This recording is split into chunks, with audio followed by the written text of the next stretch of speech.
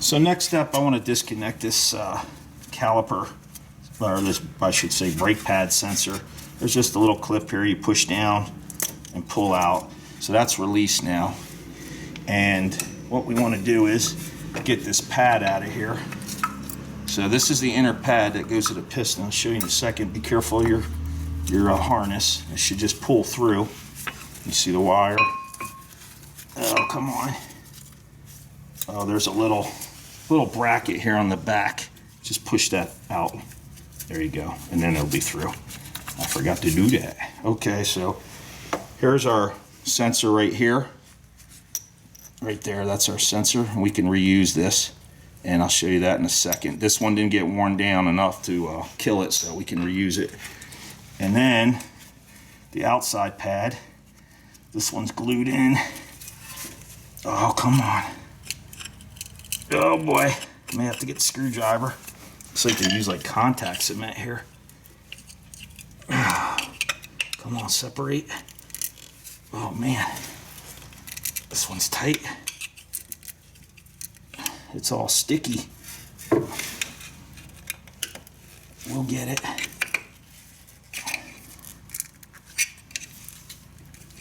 Oh boy, come on.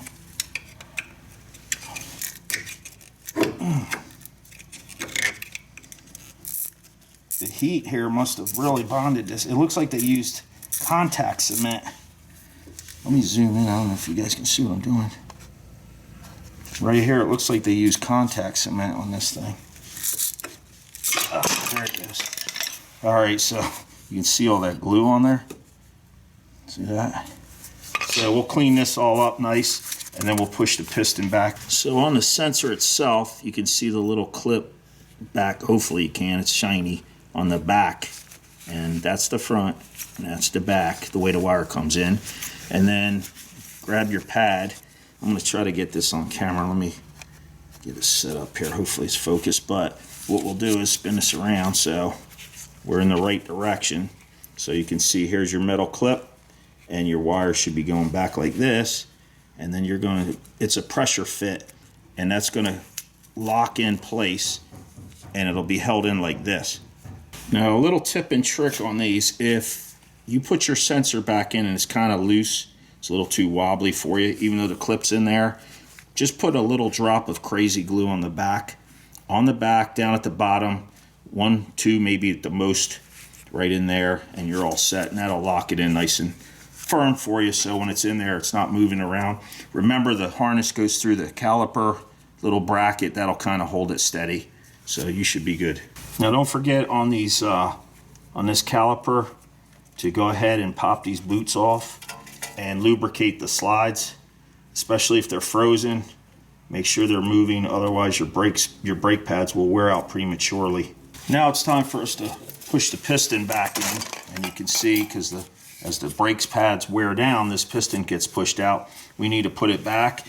There's a couple ways you can do it. First, I get it real juiced up with some brake clean, and just take a plastic, I'm taking a plastic brush, not a wire brush, and just hitting it lightly around the outside.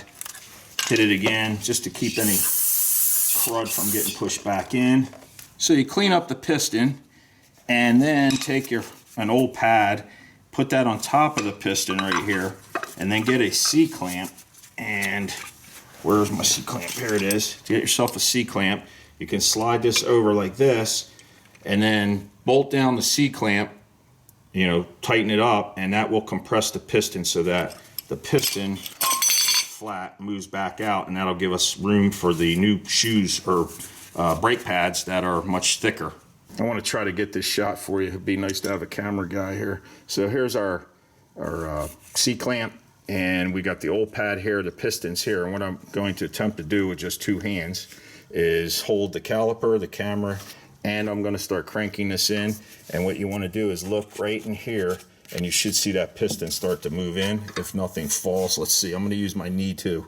So I'm turning now, and hopefully you can see that. And basically you just want to turn that in nice and slow and steady until that seats all the way down. And you want to make sure that you don't pinch the boot. I do have a little tip and trick on that. If that rubber boot starts to get pinched, how to release the trapped air from that. So you can see how that gap's getting smaller and smaller. And that's about it. I feel a lot of resistance now, and we should be good to go.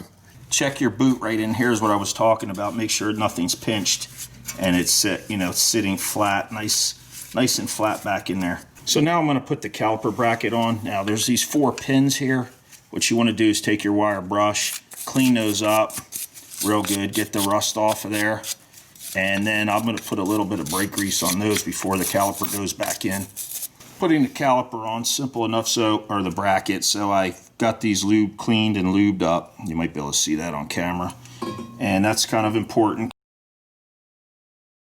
And just get these 2 bolts in, get the top one started is what I usually do. And then I'll get the second one in, and we'll definitely torque these down. Now some people use Loctite on these. That's not a bad idea, but they do have on the back, they do have these kind of locking washer deals.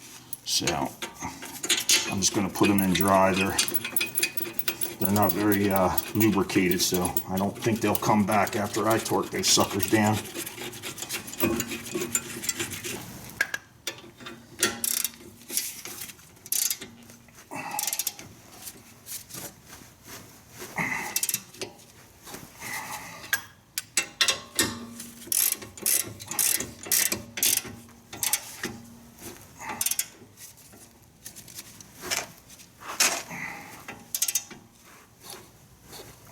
Something to keep in mind when you put your caliper bracket on is these pins are very close to the rotor here.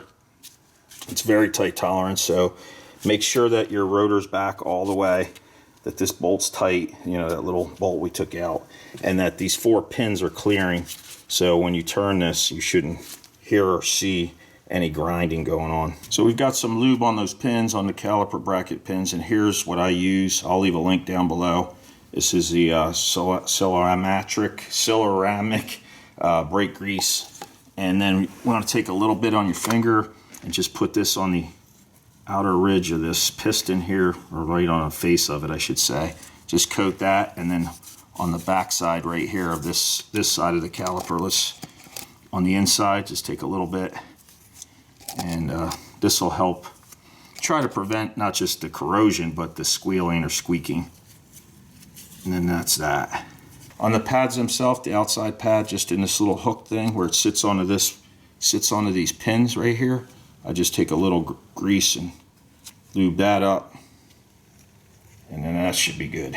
You don't want too much because you don't want to get anything on the rotor. We don't want to contaminate the pads themselves. So for the outside pad, I'm just going to feed our harness up through the top. If I can see what I'm doing here. Oh boy. Let's get that sucker started. Come on, get through there. Oh boy, do I want to cooperate? There you go. Oops. There he goes. All right. Get our harness through the top of the caliper. And now what I'm going to do is snap those clips in. Once those clips are in, I'll show you the next little step. Oops, come on. Sometimes they can fight you, they're stiff. There's 3 of them. Just push those pins in, get that seated all the way in. Let me snap her all the way in place. There we go. Now the pad, you can't see it, is tight against the piston. Then put your outside pad on. There's a little pin right here that goes through the caliper, into the caliper, I should say. I guess that fits nice and tight. Oh, we might have to get a pair of channel locks. Let's see. No, it's in there. It's good. There it goes. Okay, and then we slip it over the rotor and get this hooked on. Now I'm just going to get these bolts started. The caliper bolts. We'll hook up the connector last, the brake sensor. So next we want to put this clip in, and what I do is I get one side here started, get this part in here, this little doohickey sticking out right there, you see that right there, fits in here, and then you pry. What I do is pry and get the other pad over there. So that's how that goes. So let me struggle with this right now. Make sure you have your safety glasses on. Don't mess around. Might be handy to have yourself a small hammer and a screwdriver handy, or a small pry bar, so that you can push that over, force it in. And I haven't tightened down those caliper bolts yet, but I will in a second. And get this little tap, get it seated. You don't want to bend anything, but you definitely want it in place. So you don't want this to go flying. All right, here's where our little screwdriver comes in handy. Make sure your fingers are clear. You don't want to get pinched by this sucker. That's it, it's in. Just tap everything else in, make sure it's seated properly. Looks good.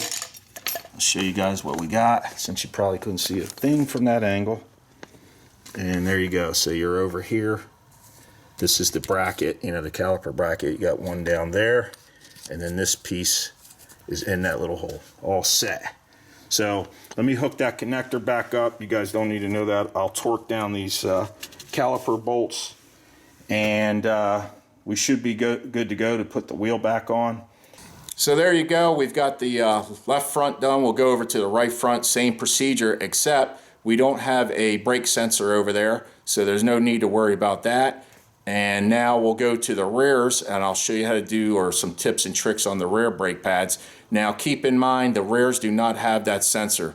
So on the Audis, the Volkswagens, you just have that one sensor on the left front. If you're working on a BMW, you're probably going to have a sensor at the left front and the right rear. In fact, I have a video on that on a BMW. What was it? It was a Mini Cooper made by BMW, and I show you how to test those sensors, and I believe there's a bypass on that one. So I'll leave a link for that video down below, and also maybe up top here. So anyway, let's get to the back now, and I'll show you the little tips and tricks on that.